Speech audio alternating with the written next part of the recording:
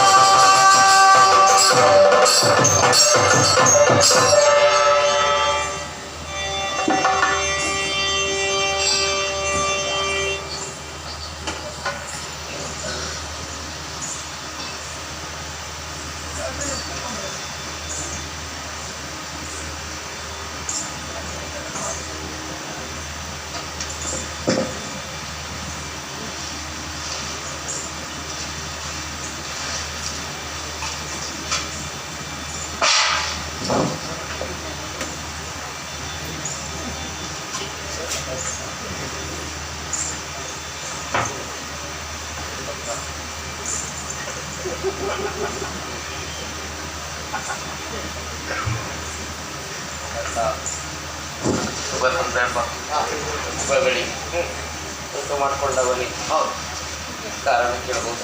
ದೇವರೇ, ನಮ್ಮ ಹಿರಿಯವರು ಯಾರು ಹೇಳಿಕೊಂಡಿರುವಂತಹ ಹರಕೆ ಎನ್ನುವುದಾಗಿ ಮಾಲಾಶ್ರೀಯ ಕನಸಿನಲ್ಲಿ ನೀವೇ ಬಂದು ಆಡಿರುವಂತಹ ಮಾತು ಯಾರು ಹೇಳಿಕೊಂಡಿದ್ದು, ಯಾಕೆ ಹೀಗಾಯಿತು, ಕುಟುಂಬವೆಲ್ಲ ಚಿತ್ರವಾಗುವುದಕ್ಕೆ ಕಾರಣ ಏನು ಒಂದು ವಿಚಾರ ನಮಗೆ ಗೊತ್ತಿಲ್ಲ.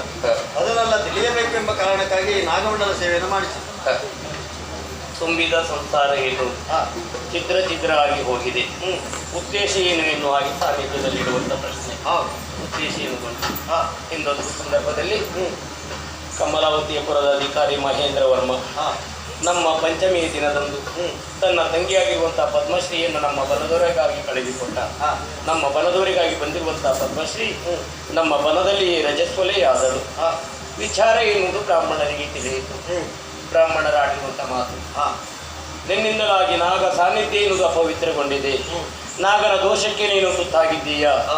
ಆದಷ್ಟು ಬೇಗ ವಿಮೋಚನೆ ಮಾರ್ಗವನ್ನು ಕಂಡುಕೊಳ್ಳು, ಪರಿಹಾರ ಮಾರ್ಗವನ್ನು ನೋಡಿಕೊಳ್ಳು ಎನ್ನುವಾಗಿ ಬ್ರಾಹ್ಮಣರಾಡಿರುವಂಥ ಮಾತು. ವಿಚಾರವನ್ನು ತಿಳಿದಿರುವಂಥ ಪದ್ಮಶ್ರೀ ಅರಮನೆಯವರಿಗಾಗಿ ಬಂದು ಅಣ್ಣ ಮಹೇಂದ್ರ ವರ್ಮನಲ್ಲಿ ವಿಚಾರವನ್ನು ತಿಳಿಸಿದ್ದು. ವಿಚಾರವನ್ನು ಕೇಳಿರುವಂಥ ಮಹೇಂದ್ರ ವರ್ಮ ನಾಗದೋಷದಿಂದ ಮುಕ್ತನಾಗುವುದಕ್ಕಾಗಿ ಕಮಲಾವತಿಪುರದಲ್ಲಿ ನಾಗಮಂಡಲ ಸೇವೆಯನ್ನು ಮಾಡಿಸ್ತೇನೆ ಎನ್ನುವ ಹಾಗೆ ಹರಕೆ ಹೊತ್ತಿರುವಂತಹ ಮಹೇಂದ್ರ ವರ್ಮ ತಾನು ಮದುವೆಯಾದ. ತನ್ನ ತಂಗಿ ಪದ್ಮಶ್ರೀಗೂ ಮದುವೆಯನ್ನು ಮಾಡಿಸಿದ. ಸಾನ್ನಿಧ್ಯಕ್ಕೆ ಕೊಡಬೇಕಾಗಿರುವಂತಹ ನಾಗಮಂಡಲ ಸೇವೆಯನ್ನ ಮರೆತು ಬಿಟ್ಟ. ನಾನಾ ರೀತಿಯಲ್ಲಿ ಅವನಿಗೆ ಕಷ್ಟವನ್ನು ಕೊಟ್ಟವರು ನಾವು. ಆದರೂ ಅವನಿಗೆ ಅರಿವೇ ಎನ್ನುವುದಾಗಲಿಲ್ಲ. ತುಂಬಿದಂಥ ನಿಮ್ಮ ಸಂಸಾರ ಎನ್ನುವುದು ಚಿತ್ರ ಚಿತ್ರ ಆದಾಗ ಆಮೇಲೆ ಅದು ನಿಮ್ಮ ನೆನಪಿಗೆ ಬರಬಹುದು ಎನ್ನುವ ಉದ್ದೇಶದಿಂದ ತುಂಬಿದ ಸಂಸಾರ ಎನ್ನುವುದು ನಮ್ಮಿಂದಲೇ ಚಿತ್ರ ಚಿತ್ರವಾಗಿ ಹೋಗಿದೆ. ವಿಚಾರವನ್ನು ತಿಳಿಯುವುದರ ಜೊತೆಯಲ್ಲಿ ಕೊಡಬೇಕಾಗಿರುವಂಥ ಮಂಡಲ ಸೇವೆ ಹರಕೆಯನ್ನು ಸಾನ್ನಿಧ್ಯಕ್ಕೆ ಕೊಟ್ಟವನೇನು. ಕೊಟ್ಟಿರುವಂಥ ಸೇವೆಯನ್ನು ಸಂತೋಷದಿಂದ ಸಾನ್ನಿಧ್ಯಕ್ಕೆ ಸೇರಿಸಿಕೊಂಡಿದ್ದೇನೆ. ಸಾನ್ನಿಧ್ಯದಿಂದ ಏನಾಗಬೇಕು ದೇವರೇ, ನಾಗಮಂಡಲ ಸೇವೆಯನ್ನು ಹೇಳಿಕೊಂಡು ಅದನ್ನು ಮರೆತು ಒಳ್ಳೆಯ ಕಾರ್ಯವನ್ನು ಮಾಡಿದ್ದರಿಂದಾಗಿ ಆದಂಥ ಅನಾಹುತವೇನೆಂಬುದಾಗಿ ನಮಗೂ ಅರ್ಥ ಆಗಿದೆ. ಹಾಗಂತ ನಾವು ಮಾಡಿರುವಂಥ ಅಪರಾಧಕ್ಕೆ ಕ್ಷಮೆ ಎನ್ನುವುದು ನಿಮ್ಮಿಂದ ಸಿಕ್ಕಿದೆ ಅಂತ ಆಯಿತು. ಹೇಳಿಕೊಂಡಿರುವಂಥ ಸೇವೆಯನ್ನು ನಾವು ತೀರಿಸಿದ್ದೇವೆ ಸತ್ಯ. ಆದರೆ ಇವರೆಲ್ಲ ಮಾನಸಿಕ ಅಸ್ವಸ್ಥರಾಗಿದ್ದಾರಲ್ಲ, ಅವರೆಲ್ಲ ಸರಿಯಾಗಬೇಕಲ್ಲ ದೇವರು.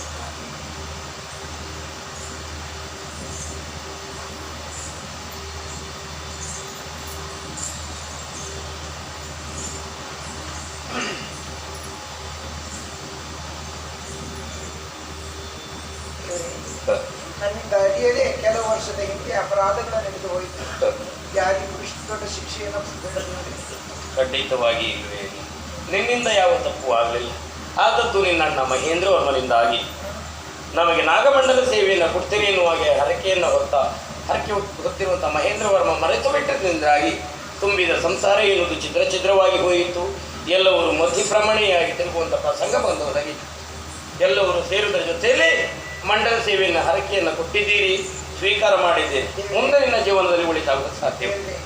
ಅಂದು ನಾನು ಮನೆಯ ನಗಲುವಾಗ ನನ್ನ ಕೈಯಲ್ಲಿ ತೊಟ್ಟಿಲ ಕೂಸೊಂದಿದ್ದಿತ್ತು. ಆ ಕೂಸು ಕಣ್ಮರೆಯಾಯಿತು ದೇವರೇ. ಮಗಳನ್ನ ಕಳೆದುಕೊಂಡೇ ಎನ್ನುವಾಗಿ ಚಿಂತೆ ಮಾಡ್ತಾ ಇದ್ದೀಯಾ? ಚಿಂತಿಸುವ ಅಗತ್ಯ ಇಲ್ಲ. ನಿನ್ನ ಮುಂಭಾಗದಲ್ಲಿ ನಿಂತವಳೇ ನಿನ್ನ ಮಗಳು. ನನ್ನ ಮಗಳ ಖಂಡಿತವಾಗಿ. ಹಾಗಿದ್ರೆ ಆ ಹುಡುಗ ಇವ ಒಬ್ಬ ಅನ್ಯನು ಎನ್ನುವ ಹಾಗೆ ಭಾವಿಸಿಕೊಳ್ಬೇಡ. ನಿನ್ನ ಅಣ್ಣ ಮಹೇಂದ್ರ ವರ್ಮನ ಮಗನಿದ್ದಾನೆ. ತುಂಬಿದ ಸಂಸಾರ ಒಂದಾಗಿದೆ. ಮುಂದೆ ನಿಮ್ಮ ಜೀವನದಲ್ಲಿ ನೆಮ್ಮದಿಯನ್ನು ಕಾಣುವುದಕ್ಕೆ ಸಾಧ್ಯ. ಕೆಲವು ದಿನದಿಂದ ನಾನು ಮಾತಾಡಲಿಕ್ಕೆ ಸರಿ ಆಗ್ತಾ ಇಲ್ಲ ದೇವರೇ. ಧ್ವನಿ ಹೆದರಬೇಡ, ಸರಿ ಆಗ್ತದೆ. ನನ್ನ ಉಪದ್ರ ಅಲ್ಲ. ಹುಚ್ಚು ಹೇಳಿದ್ದು ನೀವು ಊರೂರ ತಿರುಗಿ ಇದ್ದಿದ್ದ ಬದಿಯಲ್ಲೆಲ್ಲ ನೀರು ಕುಡಿದ ಕಾರಣ ನಿಮ್ಮ ಸ್ವರ ಬಿದ್ದು ಹೋಗಿದೆ ಅಮ್ಮ. ಎಲ್ಲ ಸರಿಯಾಗ್ತದೆ ದೇವರೇ. ನಾಗಮಂಡಲ ಸೇವೆ ನಮ್ಮದಾದರೂ ಸಹ ಬೆಳಕಿನ ಸೇವೆಯನ್ನು ಕೊಟ್ಟವರಿದ್ದಾರೆ, ಅವರಿಗೊಂದು ಪ್ರಸಾದ ಕೊಡದೆ. ಸೇವೆ ಕೊಟ್ಟವರನ್ನು ಕರೆಸಿ ಸೇವಾಕರ್ತವರಿಗೆ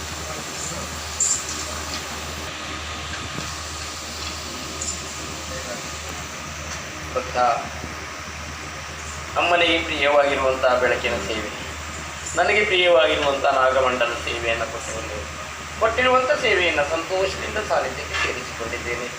ಮುಂದೆ ಹಾಗೆ ಯಾವ ಕಾರ್ಯವನ್ನೇ ಮಾಡುವುದಿರಲಿ, ತಾಯಿಯನ್ನು ಹಾಗೂ ನಮ್ಮನ್ನು ಮನಸಾರೆ ಸ್ಮರಿಸುತ್ತಾ ಯಾವ ಕಾರ್ಯದಲ್ಲೇ ಮುನ್ನುಗ್ಗು, ಯಾವುದೇ ಒಂದು ಲೋಪ ದೋಷ ಎನ್ನುವುದು ಬಾರದಿದ್ದಾಗಿ ಸಾನ್ನಿಧ್ಯ ಎನ್ನುವುದು ಕಾಪಾಡಿಕೊಳ್ಳುತ್ತದೆ. ಭೀತಿ ಕೊಡುವಂಥ ಅಗತ್ಯ.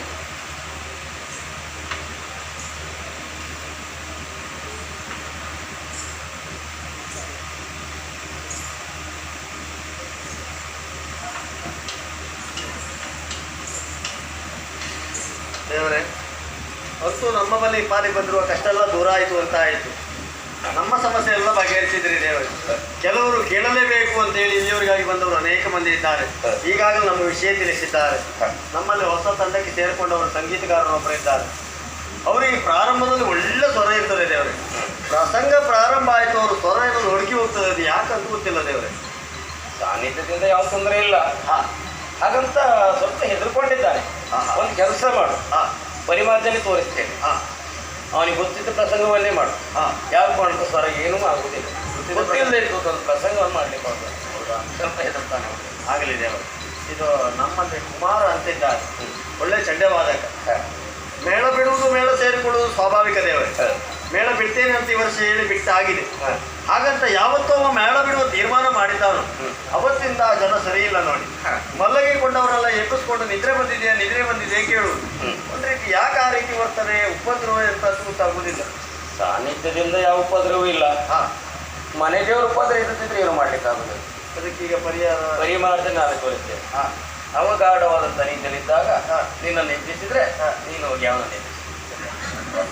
ಇದು ದೇವರೇ, ನಮ್ಮಲ್ಲಿ ಸೌಡ ಗೋಪಾಲಣ್ಣ ಅಂತ ಹೇಳ್ತಾ ಇದ್ರು. ಬಹಳ ವರ್ಷದಿಂದ ಅವರು ಕೂದಲು ಉದುರುವುದಂತೆ. ಉದುರಿಗೆ ಎಂಥದ್ದು ಇಲ್ಲ. ಅದೊಂದು ಯಾಕೆ ಯಾವ ಉಪದ್ರ ಅಂತ ಗೊತ್ತಿಲ್ಲ, ಕೇಳಬೇಕು ಅಂತ ಹೇಳಿದ್ರು. ವರ್ಷ ಎಷ್ಟಾಗಿದೆ? ಬರುವ ವರ್ಷ ವೃದ್ಧಾಪ್ಯ ವೇತನ ಬರ್ತದೆ. ಹೌದಾ? ಅಷ್ಟು ವರ್ಷ ಆಗಿದೆಯಾ? ಹೌದೌದು. ಭತ್ತ ಸಮುದ್ರದಲ್ಲಿ ಕಳೆದುಕೊಂಡಿರುವಂಥ ಚಿನ್ನ, ಕಳೆದುಕೊಂಡಂಥ ಕೇಶರಾಶಿ, ಇದೆಲ್ಲ ಬರ್ತದೆ ಎನ್ನುವುದು ಯಾವ ಕಾರಣಕ್ಕೂ ಭಾವಿಸಿಕೊಳ್ಬೇಡ. ಉದುರಿ ಹೋಗುವುದೇ ಉದುರಿ ಹೋಗಿದೆ. ಇದನ್ನು ಜಾಗ್ರತೆ ಮಾಡಿಕೊಳ್ಳಿಕ್ಕೆ ಹೇಳುವುದು. ಆದರೆ ಅವರದ್ದಂತಲ್ಲ, ಅವರದ್ದು ಯಾಗೋ ಆಗಿದೆ, ಪ್ರಾಯ ಆಗಿದೆ. ನೀವು ಸ್ವಲ್ಪ ಜಾಗ್ರತೆ ಮಾಡಿ. ನನ್ನ ಸುದ್ದಿ ಅಂತ ಹೇಳಿದ್ವಿ. ಗೋಪಾಲಣ್ಣ, ನೀವು ಇನ್ನು ಆಸೆ ಬಿಡಿ. ಆಯ್ತು ಆಯ್ತಲ್ಲ, ಎಲ್ಲ ಸಮಸ್ಯೆ ಪರಿಹಾರ ಸೇರ್ಕೊಳ್ಬೋದಾ?